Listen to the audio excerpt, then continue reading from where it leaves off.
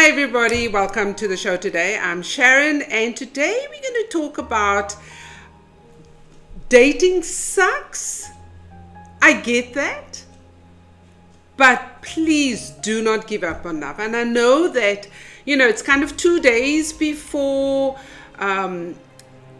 Valentine's Day. You can just have a sense that these kind of people are anxious and around dating. My dating life sucks. I don't have anybody that I'm dating at the moment. There's so much happening. There's so much ghosting happening. There's situationships happening. All kinds of things are happening. And, it is enough just to feel that, I've just had enough. And I know people are feeling that pressure. And I just want to say, please, I beg you, do not give up on love. Dating sucks, but don't give up on love. And I get, my kids tell me all the time, yeah, but it was different in your day. Dating was different. And I'm going to say that, no, there are different elements to dating, for sure, but in essence, nothing has changed. I'll talk about some of the challenges that, that I had in my day. Today you have dating apps and you are swiping and you're getting to see people that, strangers that you've never met before, and you are hooking up. In my day, that was not the case. I mean, I met my husband in church, and yes, church was one of the main places where you did meet a potential partner. But having said that, on the day that I met my husband, we were having a church film festival, and so I'm on my own. Very important sometimes, to be on your own. I was at that time always with friends, but this particular day I was on my own, and I arrived late at the festival, and I sitting down. Everything is dark, so I can't see. The movie has started already, and I'm like, what's going on here?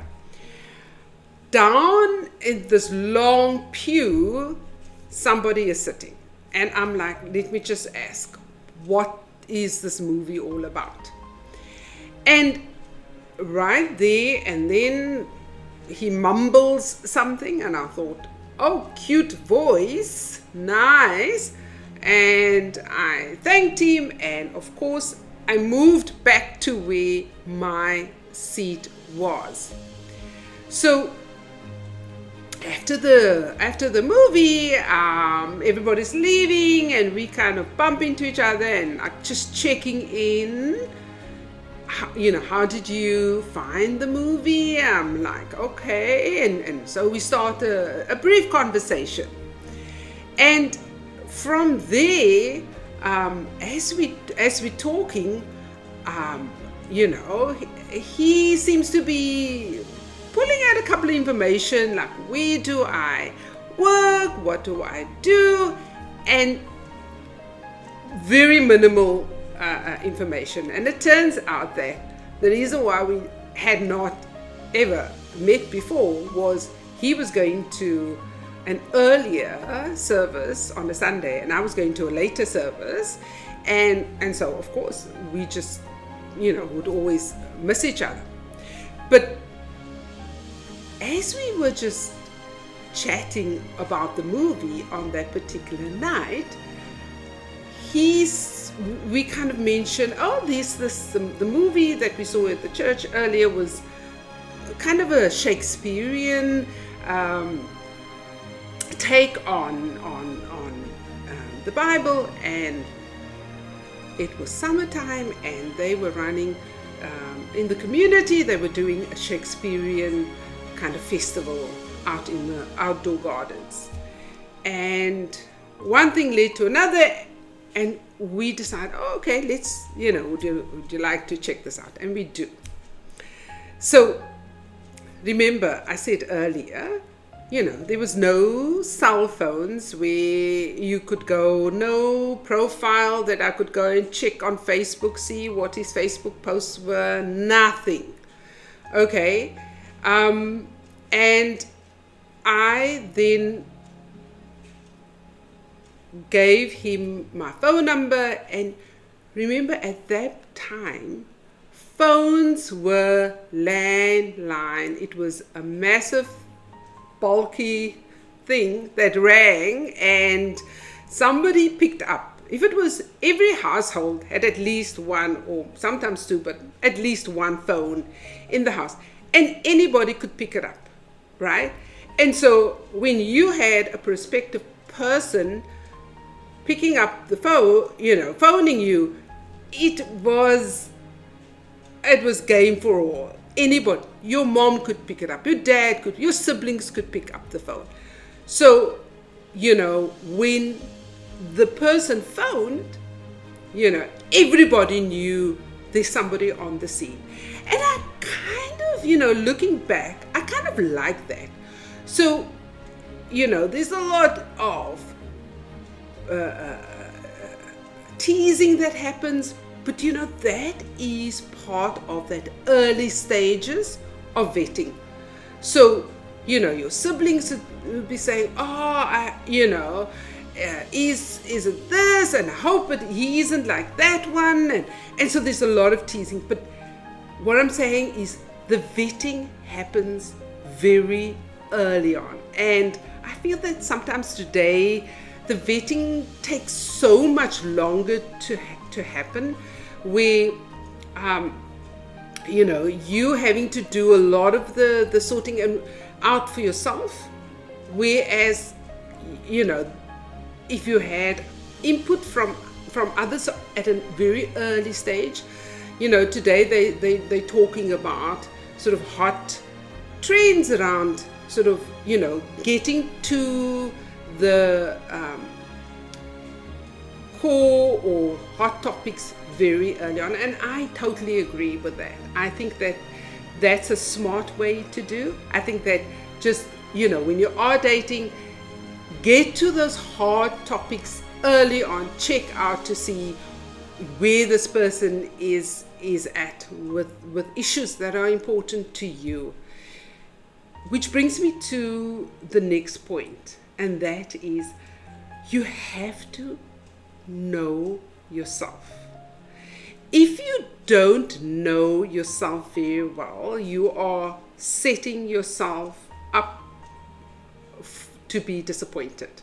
Because once you know what is meaningful to you, what values matter to you, what are you looking for, and understand that, at the end of the day, our family of origins play an important role in our lives. Our parents, how was your mother? How was your father? How was your siblings? How was your parents' relationship? That's still first and foremost the most important relationship, or first relationship that you would have modeled. And so if you're modeling respect, your parents spoke to each other with respect, then that becomes a very important value to you. But if that was not the case, then you need to do some work, some internal work, because every relationship fundamentally needs some basic elements that you cannot compromise on. Respect in a relationship is first and foremost. If that is not there, things are not going to work. So just saying that off the bat is so these early days of a relationship where you are introducing the person to family and friends, and very early, they know you, they know what brings you joy, and they can see if you are changing or not changing, for the better, for the worse. And so invite those voices in at a very early age, because at a very early stage, because that is so important to how and where love is going to develop. So don't waste your time. I've always said that love is, you have an emotional bank, and sometimes we don't spend anything with our own money. We're very careful how we spend money, because why? We work hard, and we're very careful about how we spend our money. And when it comes to emotional bank, we just freely give it out. And so be careful about how you dispose of your emotional, your emotions. It is valuable, treasure it, and just don't invest yet until you have some sureties. And some of those sureties is, as I said earlier, is there respect? Is there just good boundaries with this person? Do they bring you joy? Why do they bring you joy? And just some good questions to ask yourself in those early days. Love is such a wonderful thing, and yet we don't invest in it in the same way that we do other investments. As a person of faith, and God is love, and God has given us love, which is such a wonderful gift. Something that somebody that you can share with somebody just to enrich your life. I saw the other day that somebody was quoting, the person that you choose to journey life through is one of the biggest decisions that you will ever make. Houses, I've moved so many times, houses come and go, cars come and go. Relationships and family values, those are the lasting things, and those are the things that is worth investing in. And so, as you sit today, maybe not kind of feeling a bit anxious that life hasn't been all that kind to you necessarily. You're feeling lonely, you're feeling like, I've given this all a try. All I'm going to say is, I totally get it. I totally get that you just want to throw your phone out by the window. You don't want to see another person. You don't want to go on another date. But don't close yourself off to love. That would be cutting yourself off from a life source that is so deep and so rich, because you just never know. Like me, and that night when I went to the movies, I didn't know I was going to meet my life partner, and it could just be something simple. It could be, you're just stepping out, going to the shop, going to wherever, going to work. And so you just never know when opportunities come.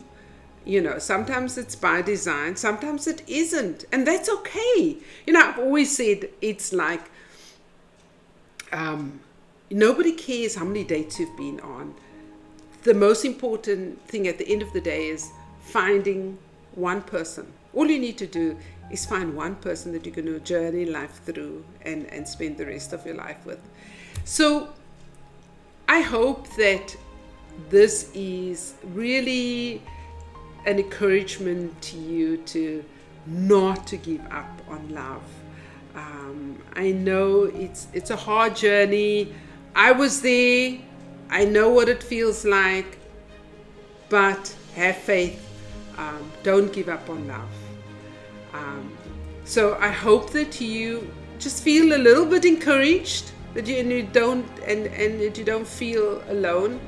There are many out there feeling the same way, but we need to, in a world that is hard, life is hard, give yourself that chance where you hold on to love. I hope that you enjoyed, and don't forget to hit the subscribe button, and I'll see you in the next video. Bye for now.